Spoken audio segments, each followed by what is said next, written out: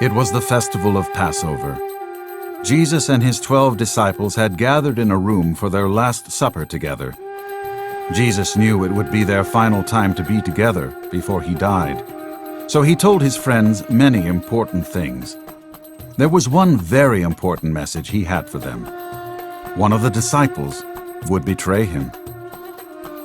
"The one who betrays me will dip his food in the bowl at the same time I do," said Jesus. And just as he said that, Judas reached over and dipped his food in the bowl. With shock and anger, Judas looked at Jesus. The Son of God knew beforehand that Judas would betray him and deliver him over to the chief priests and religious leaders. Judas shoved away from the table and scrambled for the door in a rush. He didn't look back. He scurried away to do his evil deed. All the other disciples looked on in awe. They could not believe that one of their own was a traitor. Jesus understood that the hour was soon approaching, that he would suffer and die for the sin of all mankind. He told the disciples to remember his death and to think of him often. He took the cup and bread, gave thanks for it, broke it, and handed it to each of them. He told them to think of the wine as his blood and the bread as his body. The disciples did not understand what Jesus was saying. Peter, one of the disciples, said that he would never leave Jesus. But Jesus quickly told Peter that before that night was over, Peter would deny that he knew him 3 times. Meanwhile, with the chief priests, Judas carried out his evil deed. He agreed to hand Jesus over to the cruel leaders if they would pay him a lot of money. Of course, Judas knew it was wrong, but there was no turning back now. By now it was dark outside. Jesus and his disciples went to a garden. Jesus wanted to prepare for his death, so he fell to his knees, bowed his head, and poured out his heart to his heavenly Father. "Oh God," he cried, "I don't want to suffer, but I will do what you want me to." His prayer went on for hours. The disciples couldn't stay awake and fell asleep nearby. Jesus, however, couldn't sleep and stayed awake in prayer. When Jesus came to his disciples, he found them asleep. Even after he woke them and encouraged them to pray, they fell asleep again. The second time, Jesus woke them and told them that the time had come for him to be arrested. The disciples were confused and did not know what to expect. A group of armed guards rushed up to Jesus and his disciples. Judas was with them. Judas walked over and kissed Jesus on the cheek, a sign to the soldiers that Jesus was the one they should arrest. Peter wasn't about to let this happen. He was going to protect Jesus. He whipped out his own sword and slashed at the guards. In doing so, he chopped off the ear of one of the servants. Jesus rebuked Peter gently. Jesus knew that Peter meant well, but this was all part of God's plan. Jesus touched the man's ear and completely healed it. The guards were amazed. "Have you come with swords and clubs to arrest me like a robber?" Jesus asked, looking up at his attackers. The guards knew that Jesus had been preaching and teaching in public places, and no one ever tried to arrest him there. This night was different. The disciples were afraid and ran away, but Peter followed Jesus at a distance.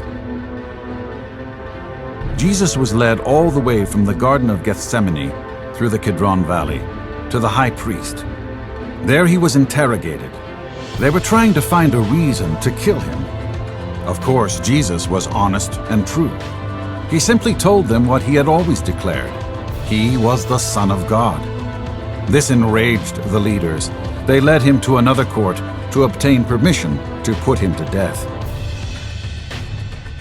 Meanwhile, Peter stood outside in the courtyard around a fire with other bystanders. He wanted to see what happened. "You're his disciple, aren't you?" a servant girl suddenly asked him. "No, I'm not," Peter swore and became angry. "I don't even know him." 3 times it happened that Peter was asked if he knew Jesus, and 3 times he lied. Then suddenly, the 3rd time he lied, a rooster crowed 3 times, and Peter remembered what Jesus had said. He ran away, feeling horrible, weeping bitterly. That night, after Jesus was arrested, Judas realized what he had done. He was so overcome with guilt. He didn't care about the money that he had earned. He ran to the priests and threw the coins on the floor. Then he ran out, tied a rope around his neck, and hung himself.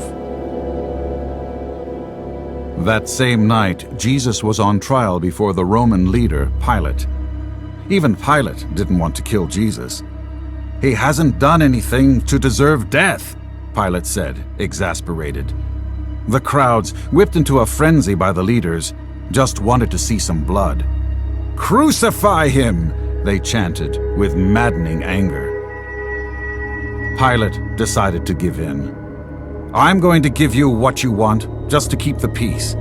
But I have nothing to do with this. I wash my hands of it." The cruel Roman soldiers were only too glad to oblige.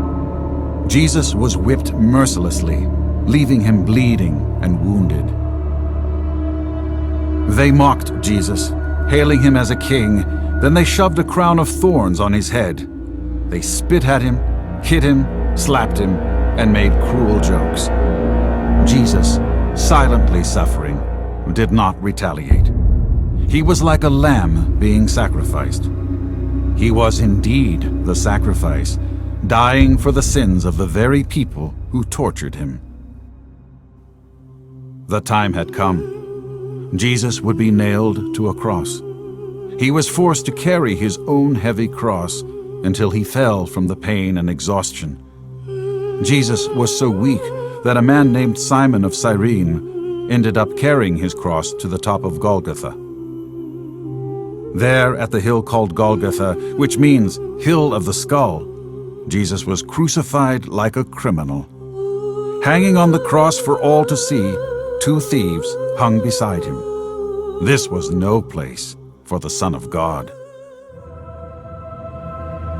Jesus' hands and feet were nailed into the cross. The soldiers hoisted the cross into the air, and Pilate hung a sign above his head that read, "Here hangs Jesus, the King of the Jews." The religious leaders were furious about this, but Pilate refused to remove the sign. As Jesus hung dying on the cross, the entire land was plunged into darkness, even though it was the middle of the day.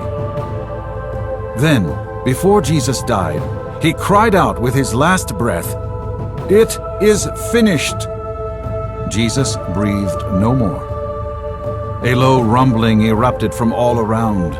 In Jerusalem's holy temple, the mighty curtain that separated the holiest of holies was torn in half.